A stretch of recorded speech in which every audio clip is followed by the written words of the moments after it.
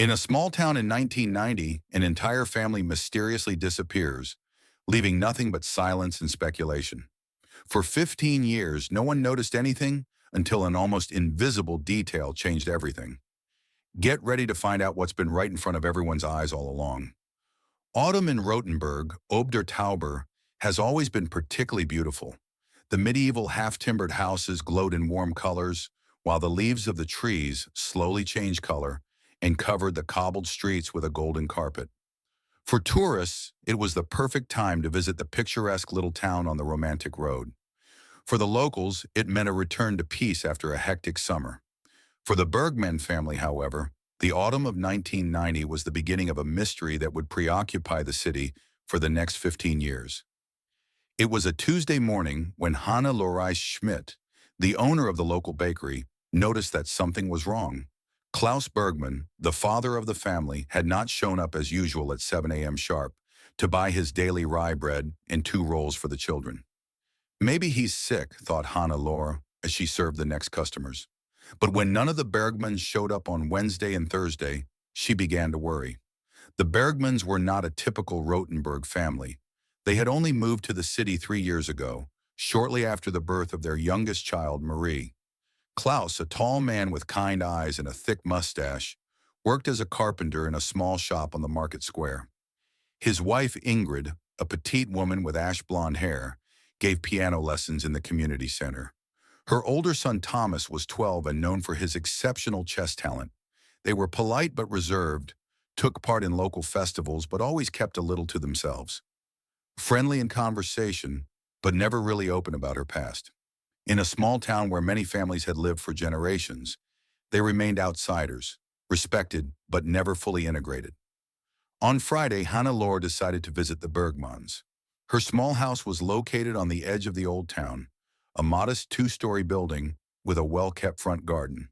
When no one answered her knock, she peered through the living room window. What she saw, or rather what she didn't see, made her immediately rush to the phone and call the police. Chief Inspector Werner Bauer was a man of the old school. At 55, he had already experienced a lot, but the disappearance of an entire family was unusual even for him, especially in a town like Rothenburg, where the theft of a bicycle was usually the most exciting event of the year. "The house looks as if they only left for a short trip," he explained to his young colleague, Police Sergeant Stefan Muller, as they walked through the rooms. "No signs of violence, no hasty departure. The beds are made, the dishes have been washed. They found fresh groceries in the refrigerator. An open book lay on the kitchen table, next to it a half-full cup of tea. In the children's room, the toys were neatly arranged as if waiting for their owners to return. The only thing missing were the Bergmans themselves in their dark blue Volkswagen Passat. Perhaps a spontaneous family vacation," Muller suggested. Bauer shook his head. In the middle of school and without notifying anyone, Klaus would not have simply left his shop closed. The news of the Bergmans' disappearance spread quickly through the small town. Everyone had a theory. Everyone suddenly remembered details that seemed significant in retrospect. "He's been on the phone a lot lately," reported Gerhard Weber, the postal worker. "Long conversations, always when the shop was empty and always in a low voice. The woman seemed to be a bit of a nuisance in the last. I've been nervous for weeks," Helger Becker added of the neighbor. "I once asked her if everything was all right, and she just smiled and said that sometimes you have to make difficult decisions." The official investigation began with routine checks. No unusual withdrawals from her bank account, no indications of financial problems or criminal activity. The Passat was not seen at airports or border crossings. It was as if the earth had swallowed the Bergman family. After 2 weeks of intensive searching, Inspector Bauer came across something strange. The birth certificates of Klaus and Ingrid, which they had presented when they registered in Rothenburg, could not be verified. The stated places of birth, small villages in Thuringia, did exist, but there was no entry for the Bergmans in the registers there. They could have fled the GDR, Bauer mused. Many people used false papers at that time. It was a plausible theory. The inner German border had fallen only a year earlier. Reunification was imminent. Thousands of East Germans had tried to reach the West in the years before, often under false identities. But why should they disappear now that the wall had fallen? Why now, when they had built a new life? The trail led to Berlin. In the chaotic months following the fall of the Berlin Wall, many files of the State Security Service, the notorious Stasi, were destroyed or put aside. Others were hastily archived, often incomplete and disorganized. In this bureaucratic confusion, Bauer tried to find information about a family whose true identity he did not even know. An employee of the newly established Federal Commissioner for Stasi Records received him with a skeptical look. "You're looking for a needle in a haystack, Commissioner, without real names, without photos that we could compare with our files." Bauer placed a family photo of the Bergmans on the table, recorded at the last city festival. "That's all I have." The employee sighed and took the photo. "I can't promise anything. The process of coming to terms with this will take years." Back in Rothenburg, interest in the Bergman case gradually faded. Other news came to the fore. German reunification, the Gulf War, the economic challenges of the post-reunification period. The empty Uhrmacher workshop was eventually taken over by a souvenir shop. The Bergman's house remained unsold, a silent witness to an unsolved mystery. Only Inspector Bauer couldn't let go. In his free time, he continued to sift through files, contact authorities, and follow every last lead. His wife called it obsession. He called it a sense of duty. "That family is out there somewhere," he often said, "and someone knows what happened to them." A year passed, then two. The mysterious disappearance became a cold case. The cold case became a local legend. Children told scary stories about the Bergmans' haunted house. Tourists occasionally asked about the missing family after reading about it in a guidebook. In the spring of 1993, Bauer received a letter from Berlin. The Stasi employee had indeed found something, a single clue in a partially redacted file. A photo of a man who resembled Klaus Bergman, but had a different name, Martin Hoffmann. Next to it was a note: "Surveillance suspended after Operation Morgenthau." What Operation Morgenthau was, no one knew. The associated files had either been destroyed or had not yet surfaced. It was a piece of the puzzle without the rest of the puzzle. The years passed. Inspector Bauer retired, handed the Bergman file to his successor, and asked him not to forget it. The family's house was eventually taken over by the city, renovated, and rented out as a holiday home. The Uhrmacher workshop changed hands several times. The world kept turning. Germany grew together, albeit more slowly than many had hoped. The reappraisal of the GDR's past brought ever new revelations about the extent of Stasi surveillance, about betrayal and collaboration, about destroyed lives and broken promises. And in all of this, the fate of a single family remained an unsolved mystery until the fall of 2005, exactly 15 years after their disappearance. It was another Tuesday morning when Julia Bauer, the daughter of the now retired police inspector, was cleaning out the attic of her parents' house. Her father had died 3 months earlier, and her mother wanted to move into a smaller apartment. Between old school books and dusty Christmas decorations, she found a box labeled Bergman. She knew the story, of course. Her father had often talked about it and had believed until his death that the case would one day be solved. In the box, she found copies of all official documents, handwritten notes from her father's, the photo from Berlin, and at the very bottom of an envelope, something she had never seen before. A letter addressed to her father, postmarked Leipzig, dated June 12, 2000. The letter was unopened. With trembling hands, Julia opened the envelope. Inside was a single sheet of paper and a small key. "Dear Inspector Bauer," the letter began, written in neat, slightly slanted handwriting. "If you receive this letter, it means that my efforts to contact you have finally succeeded. My previous attempts went unanswered, which leads me to believe they were intercepted. I am Thomas Bergman, or at least I once was in another life in your city. I can't explain much, not this way, but I can give you a clue that might explain everything. The enclosed key opens a locker in Munich Central Station, number 247. What you find there will show you the truth about our family, about what we were, what we had to go through, and what became of us, has become. I risk a lot by writing to them, but I have observed their tenacity, their refusal to forget us. They deserve the truth. Please be careful. Some secrets are better left hidden, but some must be brought to light so the wounds can heal. With thanks and respect, Thomas, formerly a minor. Julia stared at the letter, then at the small key in her hand, a key that had lain unused in an unopened envelope for 5 years, a key to a secret that her father had spent his life trying to uncover. She reached for her cell phone and dialed the number of her best friend, a journalist at the Frankischer Anzeiger newspaper. Lisa, I need to show you something. Something about the Bergmans. I think my father was right all along. They are out there, and they have found a way to communicate with us. As she spoke, Julia looked at the small key in her hand, an inconspicuous piece of metal that would possibly unlock the gate to a story that had been waiting to be told for 15 years. A story that began with the mysterious disappearance of a family and would now finally find its continuation. The news spread like wildfire through Rothenburg. Julia Bauer, the daughter of the deceased inspector, had found a letter. A letter from Thomas Bergman, the boy who had disappeared without a trace 15 years ago, along with his family. The local newspaper ran a front-page article, and suddenly the whole town was talking again about the case that had never truly been forgotten. Lisa Hoffman, Julia's friend and local reporter for the Frankischer Anzeiger, immediately recognized the significance of this discovery.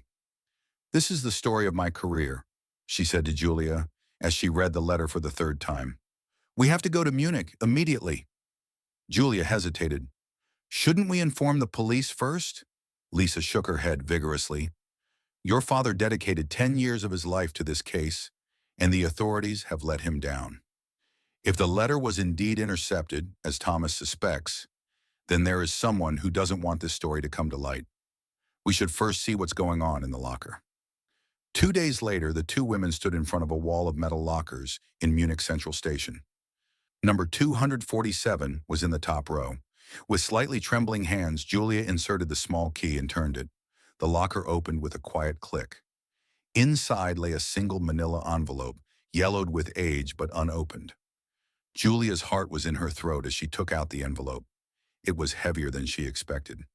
"Not here," whispered Lisa, pointing to the surveillance cameras. "Let's go get a coffee." In a quiet cafe near the station, they finally opened the envelope. It contained several documents.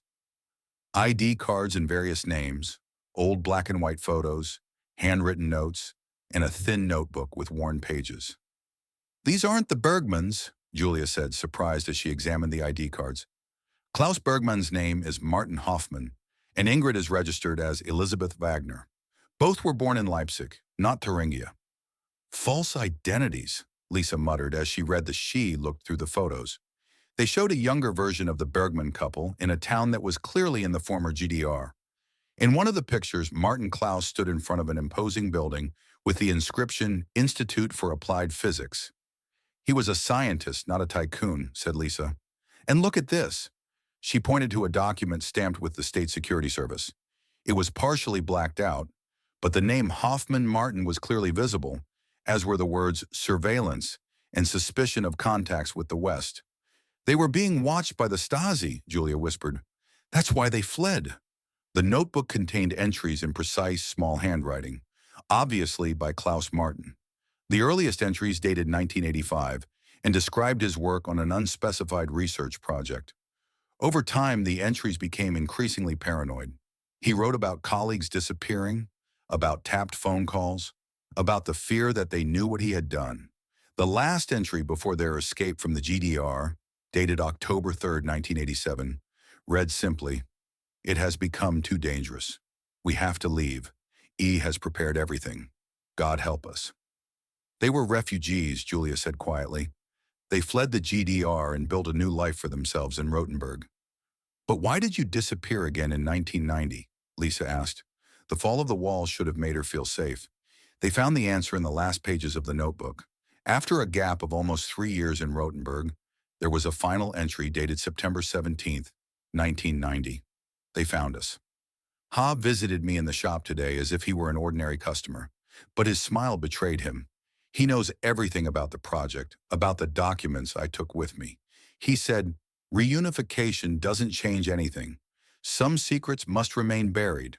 Some people too. We have 24 hours. My God, Lisa whispered. You've been threatened. Someone from the old GDR found her and threatened her. But who is Har? Asked Julia. And what kind of project? What kind of documents? They spent another hour going through the remaining documents. Slowly, a picture emerged. Martin Hoffman was a physicist specializing in nuclear research. He had been working on a secret project, the details of which were never explicitly mentioned in the documents. At some point, he must have discovered information that disturbed him so much that he decided to flee, apparently taking incriminating documents with him. That explains why you weren't safe even after the fall of the wall, Lisa said. It wasn't about politics, but about something else, something that would remain dangerous even in a reunified Germany. But what about Thomas? Asked Julia. Where is he now and why did he write to my father? In response, Lisa pulled one last document from the envelope, a recent letter. This time typewritten and dated May 15th, 2000, 1 month before the letter to Inspector Bauer. Dear Thomas, I hope this letter reaches you via our agreed channel. The situation has changed. Ha is dead. Died of a heart attack, as the newspapers report. But his connections live on, and I am not convinced that we will ever be truly safe. I decided to make contact with Rotenberg, the detective who never gave up on our case. Maybe it's time for someone to know the truth. Not the whole truth. That would be too dangerous, but enough to break the silence. Your father would have wanted it that way. He always said that the truth must find its way to light, no matter how long it takes. Take care. Follow our rules. I'll get back to you when I can. With love, your mother. Julia and Lisa looked at each other, speechless with surprise and awe. His mother is still alive, Julia finally said, and she tried to contact my father, but the letter never reached him, Lisa added. Or if he did, he never opened it. What do we do now? Asked Julia. Lisa thought for a moment. We have to find out who A is. That seems to be the key to everything, and we have to try to find Thomas or his mother. In the following weeks, the two women dug deeper. Lisa used her journalistic contacts to gain access to archives and databases. Julia poured through her father's old files, looking for clues he might have overlooked. They learned that Martin Hoffman had indeed worked at the Institute for Applied Physics in Leipzig until his sudden departure in the fall of 1986. Several of his colleagues had also disappeared or died under mysterious circumstances. The institute itself had been closed after the fall of the wall, and its files had been sealed, ostensibly for reasons of national security. It must have something to do with nuclear research, Lisa suspected. Perhaps the GDR was working on something that violated international agreements? And Martin knew about it, Julia added. Perhaps he even took evidence with him. Shearer's identity, however, remained a mystery. In the Stasi files, some of which had since been made accessible, they found dozens of officers whose last names began with H and who were connected to the Institute. The breakthrough came from an unexpected source. Hannelore Schmidt, the old baker who was the first to notice the Bergmans' disappearance, remembered a strange customer who had appeared in town shortly before their disappearance. A tall man with a scar on his chin, she told Julia. He asked about the original maker, very specifically, wanted to know how long he had been working here, whether he had a family. I thought maybe he was looking for a special watch, but now that I think about it, there was something menacing about him. Do you remember his name? Julia asked curiously. Hannelore frowned. He introduced himself. Yes, an unusual name. Hagen, I think, or Hauser. Yes, that was it. Houses. A quick search led her to Dr. Wilhelm Hauser, a former Stasi officer who was responsible for monitoring scientific institutions. After the fall of the Berlin Wall, he went to the West and took a position with a private security company. In 2000, he actually died of a heart attack. That must be him, Lisa said excitedly. This is our hair. But the joy of this discovery was quickly dampened. Shortly after they began researching Hausa, they noticed that they were being watched. A black Audi regularly parked near Julia's house. Unknown numbers called Lisa's office, but hung up when she answered. Whose connections live on, Julia quoted Ingrid Bergman's letter. We've stirred something up, Lisa. Something someone wants to keep hidden. Then we're on the right track, Lisa replied resolutely. We can't give up now. Their research finally led them to a former employee of the Institute who now worked as a physics professor in Heidelberg. Dr. Kleinschmidt was a nervous, thin man with thick glasses who was visibly startled when they mentioned Martin Hoffman's name. "I don't know what you're talking about," he said hastily. I didn't know Martin Hoffman, but when Lisa showed him the photo, his expression changed. "Where did you get this?" he whispered. "He's gone," Julia said simply. "He and his family twice. We're trying to figure out why." Kleinschmidt looked around nervously, even though they were sitting in his private office. "Some things should be left alone," he said quietly, "for everyone involved." "Someone tried to contact my father," Julia insisted. "Someone wanted the truth to come out." The professor sighed deeply.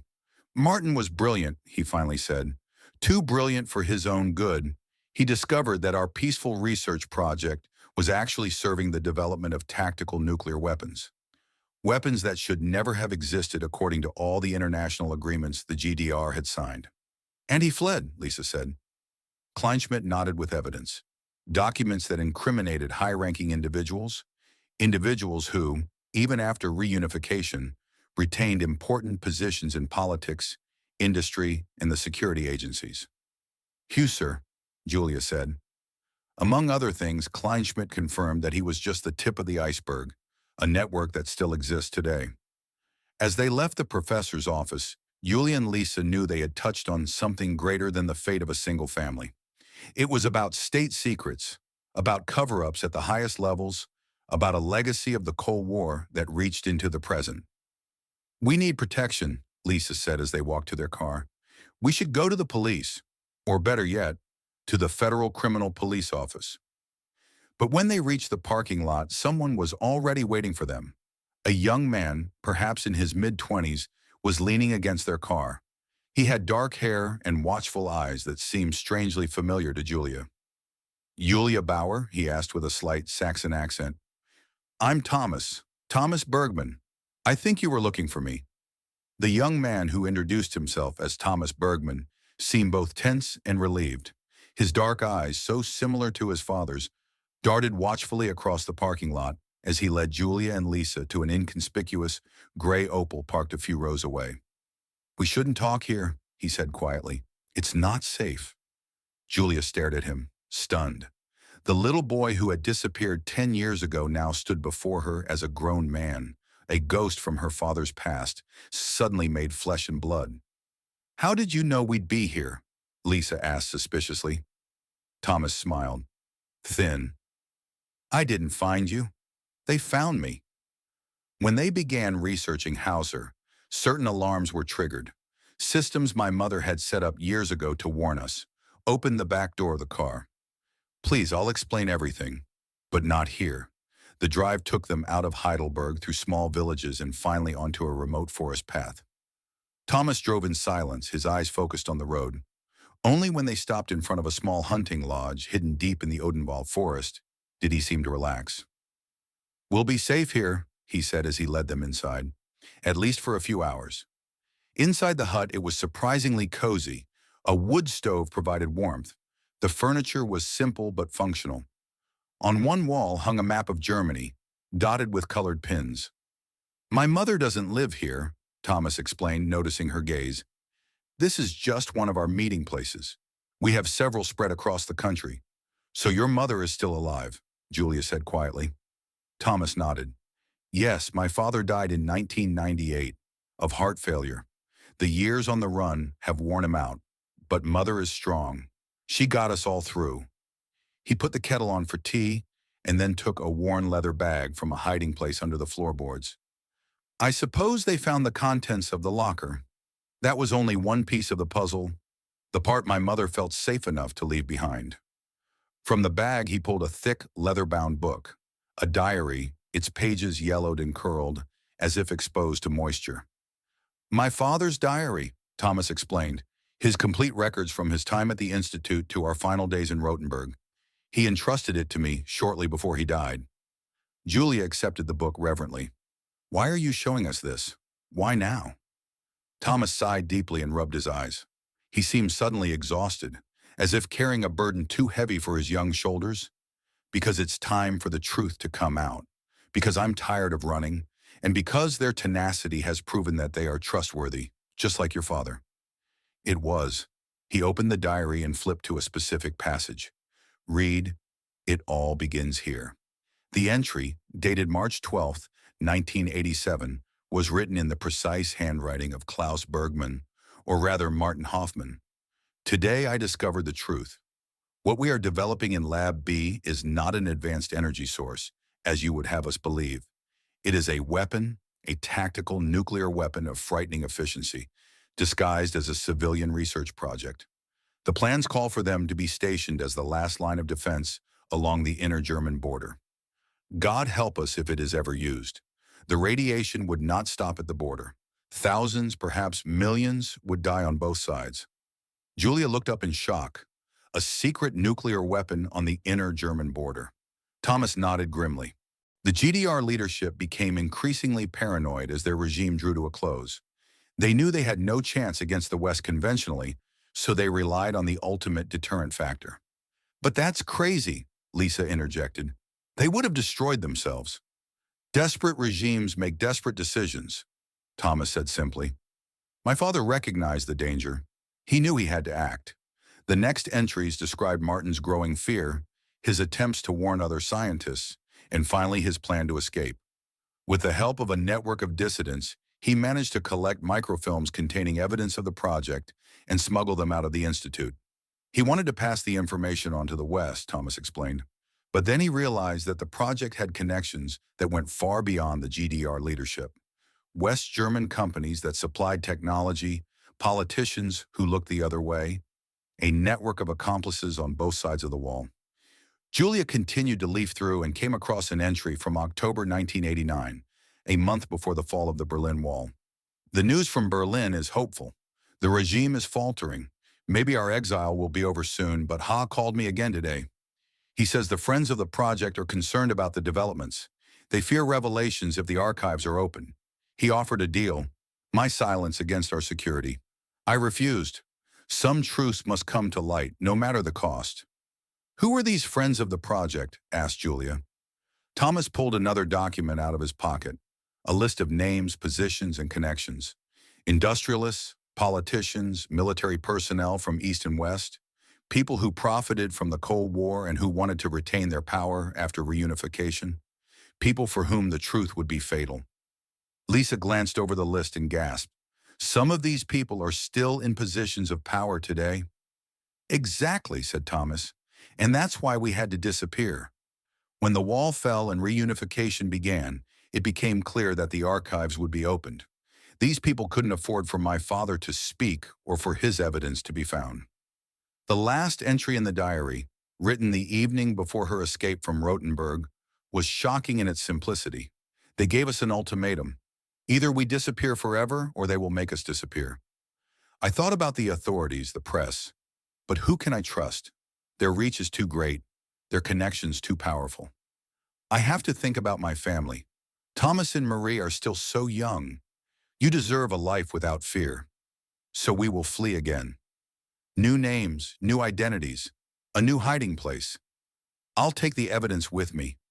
Maybe one day the time will come when the truth can be heard. Until then, we must remain silent and survive. Julia closed the book gently, overwhelmed by the tragedy unfolding within. And since then, they have lived in secret. Thomas nodded. We became experts at being invisible. New cities, new schools, new friends, always knowing that we would have to leave again at any moment. Marie and I grew up with emergency plans, with encrypted messages and meeting places in case of a separation. Where is Marie now? Asked Lisa. Safe, Thomas answered evasively. That's all I can say. And her mother tried to contact my father, Julia said thoughtfully. Why him? Thomas smiled for the first time because he never gave up. My mother watched from afar as he continued searching for us long after everyone else had given up on the case. She saw in him someone who cared more about the truth than the consequences. He took the diary back and gently stroked the worn cover. When Hauser 2000 died, my mother thought maybe it was now safe enough to make contact. She wrote to her father and left the documents in the safe deposit box, but when there was no reply, we assumed the letter had been intercepted. Another sign that the network was still active. The letter arrived, Julia said quietly. But my father never opened it. It lay unopened in his attic. Thomas looked at her in surprise. All these years and the answer was so close. A silence fell over the room, broken only by the crackling of the wood stove and the soft howl of the wind outside in the forest. Everyone was lost in their own thoughts, trying to grasp the meaning of it all. Finally, Lisa broke the silence. What happens now? This information is explosive. They could ruin lives, destroy careers. They could also bring justice, Julia replied, for her family, for all the years on the run. Thomas stood up and went to the window. It was starting to get dark outside. The shadows of the trees grew longer. That is the question that has tormented me since my father died. What is more important? Justice or peace? The truth or the safety of my family? He turned to them, his face now determined. But I made a decision. That's why I'm here. That's why I showed you the diary. It's time for my father's story to be told. He pulled a small USB stick out of his jacket pocket. Everything is here. Digitized copies of all the documents my father smuggled out of the Institute. Evidence of the project, of the participation of everyone on the list. Enough to bring down the network. He handed over the stick. Lisa, you're a journalist. You know how to handle such information, how to protect it, and how to publish it. Lisa took the stick with trembling hands. This is an enormous responsibility, Thomas said seriously.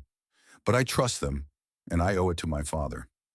He died with the regret that he had remained silent, that he had put safety above the truth. I don't want to live with the same regret. What will become of you and your family? Julia asked worriedly. If this information gets out, you'll know it came from them. Thomas smiled mysteriously. We have a plan. My mother always has a plan. He went to the map on the wall and removed all the pins. Our meeting places, our hiding places. They will change. We will go into hiding for a while until the storm passes. But this time with the hope that it will be the last time. A sudden noise made them all jump. A car stopped on the forest path. Thomas peered cautiously through the curtains, but then relaxed. It's okay, he said. This is our signal. It's time for you to go. He led her to the back door of the cabin, where a path led into the woods. Follow the path for about 1 kilometer. He takes her to a country road. A taxi is waiting there to take her back to Heidelberg. Before they left, Julia reached for his hand. Will we see her again? Thomas gave her a quick squeeze. If all goes well, if the truth finally finds its way to light, then yes, then maybe we can all stop running.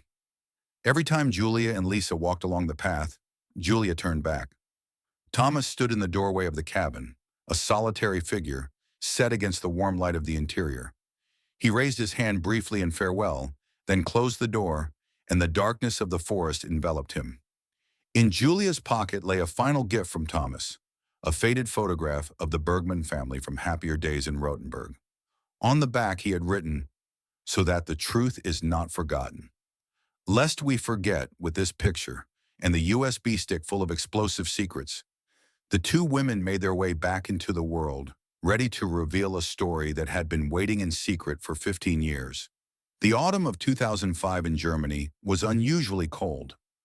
Early frost covered the landscape with silvery crystals, while a sharp wind swept through the streets. It was as if the weather reflected the cold that swept through the political landscape after the Frankischer Anzeiger published its first cover story.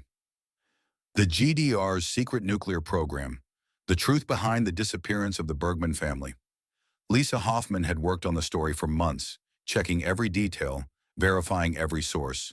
She had consulted experts, interviewed former Stasi officers, and searched archives.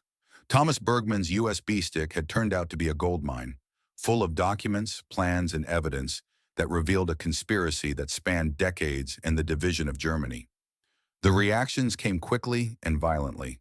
Denials from the accused, calls for resignation in the media, a hastily convened special session of the Bundestag, and for Lisa, death threats that forced her to live in a secret location, protected by bodyguards. It was worth it, she told Julia when they met in an anonymous hotel lobby in Frankfurt, 3 weeks after the release. The truth had to come to light. Julia nodded, although the worry was clearly visible on her face. Have you heard from Thomas? Lisa shook her head. Nothing. They have gone into hiding again, as he announced. The two women had not expected how deeply the revelations would shake German society. It wasn't just about a secret weapons program from the Cold War era. It was about betrayal, corruption, and cover-ups that extended into the present day. High-ranking politicians, industrialists, and former intelligence officers were linked to the project. Some had actively participated, others had remained silent to protect their careers. The public prosecutor's office had launched an investigation. A parliamentary commission of inquiry was formed. International media picked up the story, and suddenly Germany was at the center of a scandal that cast the post-reunification period in a completely new light. I wonder if Thomas and his family are aware of all this, Julia said quietly. If they know what they have triggered. In the following months, the case took ever new twists and turns. Former employees of the Leipzig Institute stepped out of the shadows, confirming the existence of the project and adding details that had been missing even from Martin's documents. A former Stasi officer confessed on his deathbed to his involvement in the persecution of the Hoffman family and revealed more names from the network. The biggest surprise, however, came on a snowy December day when Julia received an anonymous call. "Market Square in Rothenburg tomorrow at 12 o'clock, said a woman's voice she didn't recognize. Come alone. Despite Lisa's warnings, Julia drove to Rothenburg the next day. The medieval town was decorated for Christmas. Tourists crowded the famous Christmas market, and snowflakes danced through the air. Julia stood shivering at the agreed meeting point, unsure who to look for. Miss Bauer. Julia turned around and looked into the face of an elegant elderly lady with silver gray hair and watchful eyes. Despite her age, she immediately recognized the woman from the photographs, Ingrid Bergman, or rather Elizabeth Hoffman. It's really you, whispered Julia. The woman smiled slightly. Let's go. There's a place where we can talk undisturbed. She led Julia through winding alleys to a small cafe off the beaten track. In the back room at a table in the corner, someone was already waiting. A young woman with dark hair and the same watchful eyes as Thomas. This is Marie, introduced Elizabeth, my daughter. Marie nodded at Julia but said nothing. Her posture betrayed tension. Her eyes kept darting to the door. Thomas couldn't come, explained Elizabeth as they sat down. It would have been too risky. He sends his regards. Is he safe? Julia asked immediately. Elizabeth nodded. As safe as one can be under these circumstances. We're all cautious. The publications have triggered reactions. Threats, Marie specified in a harsh voice. Some of those involved have too much to lose. They would do anything to silence us. Julia felt a shiver run down her spine. Why did you contact me? Why take this risk? Elizabeth exchanged a glance with her daughter, then opened her purse and pulled out an envelope because there was something else they should know. Something that wasn't in Martin's diary, wasn't on the USB stick. She handed Julia the envelope. Inside was a single photo, a group shot of scientists in front of the Leipzig Institute dated 1986. Martin Hoffman stood in the middle. Next to him was a man Julia recognized immediately. Her own father, younger, but unmistakable. That can't be, she stammered. My father was a police officer in Bavaria. He was never in the GDR. Elizabeth looked at her sympathetically. Her father, Inspector Werner Bauer, was a physicist before his police career. He worked as a guest lecturer at the Institute, part of a rare exchange program between East and West. He and Martin were colleagues, friends even.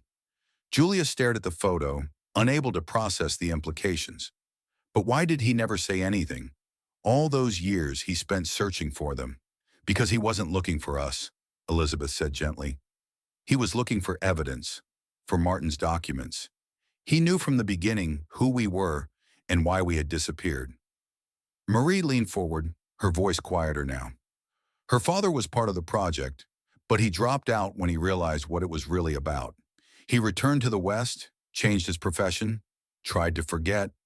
But when we disappeared, he knew that Martin must have taken evidence with him. Evidence that could incriminate him as well. No, Julia protested. I don't believe that. My father was a good man, an honest policeman. That was him, Elizabeth confirmed. A man who had made a mistake and spent the rest of his life trying to make amends. He didn't come looking for us to harm us. He was looking for us to make sure the truth came out. but in a way that wouldn't cause more harm. She pulled another document from her pocket, a letter written in her father's familiar handwriting. "He wrote to us shortly before he died," Elizabeth explained. "Somehow he had found out where we were. He asked for forgiveness for his role in the project. He explained that he had been searching for us all these years, not out of a sense of duty as a police officer, but out of a sense of duty as a human being. He wanted to make sure Martin's evidence wasn't lost, that the truth would one day be told." Julia read the letter with tears in her eyes. Her father's words, full of remorse and determination, revealed a side of him she had never known. "He wrote that he had a daughter," Elizabeth continued, "a daughter strong enough to bear the truth when the time came. He asked us to contact her when it was safe." "That's why the letter to him," Julia whispered. "The letter he never opened." Elizabeth nodded sadly. "Tragic timing. We tried to reach him, but he died before the news reached him. And then they found the letter, opened the safe deposit box, and everything began to unfold." Marie, who had mostly remained silent until then, now spoke with unexpected warmth. Her father was a hero, Julia. Not the shining hero of fairy tales, but a real one, fallible, complicated, but ultimately on the side of good. "Like my father," Julia wiped away her tears. "What will happen to them now, to the investigation?" Elizabeth sighed deeply. "The truth is coming to light, bit by bit. Some will pay for it, others will escape. That's how it always is. But the most important thing is that history will no longer be hidden, that the victims will not be forgotten. And you, Julia, will they have to continue living in hiding?" A smile flitted across Elizabeth's face. "Not much longer, we hope. The prosecution has offered us immunity in exchange for Martin's complete notes and our witness statements.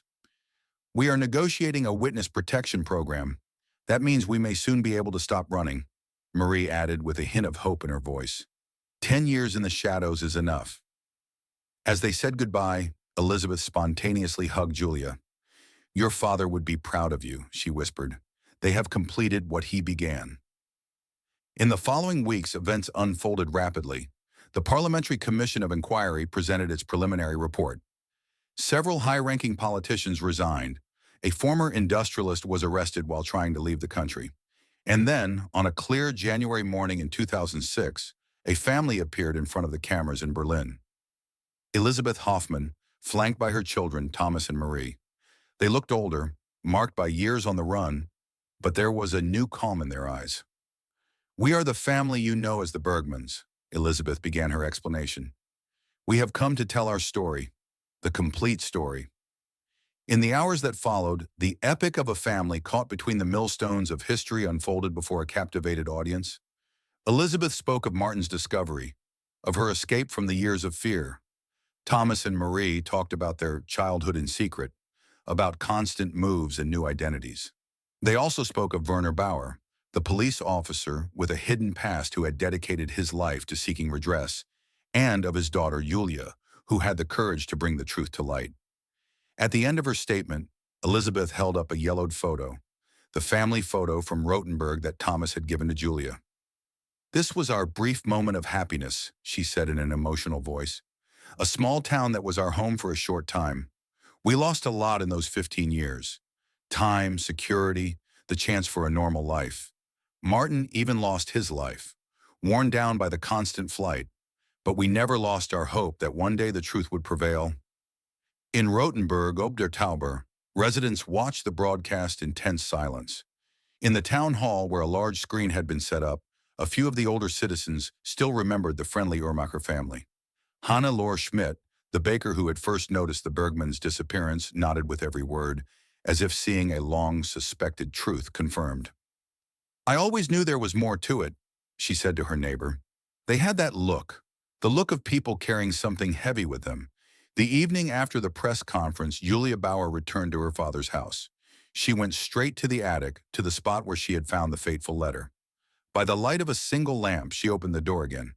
The box labeled Bergman. This time she wasn't looking for clues or evidence. She was looking for her father, the man she thought she knew and the man he really was. Among the files and notes, she found a small leather-bound notebook she had overlooked until now. It was his personal diary, started the day the Bergmans disappeared. The first entry made her shudder. They're gone. Martin made the right decision. The documents disappeared with him. Thank God. I pray they are safe, that they can find a new life, and I swear that I will do everything in my power to ensure their escape was not in vain. One day the truth will come out. One day justice will prevail.